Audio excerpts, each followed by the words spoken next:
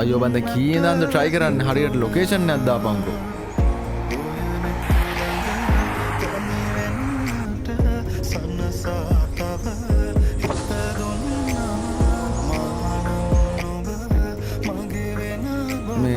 මේ ගෙදර අය ආයේ ආවේ නැද්ද?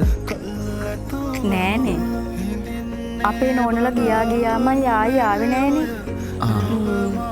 මේ මහත්තයා අපේ බේබිගේ යාළුවෙක්ද? අනේ නෑ. සමහර වෙලෙ වෙන්නේ නැති. මං යන්න. නිහිත සනසම දිනා නුඹලා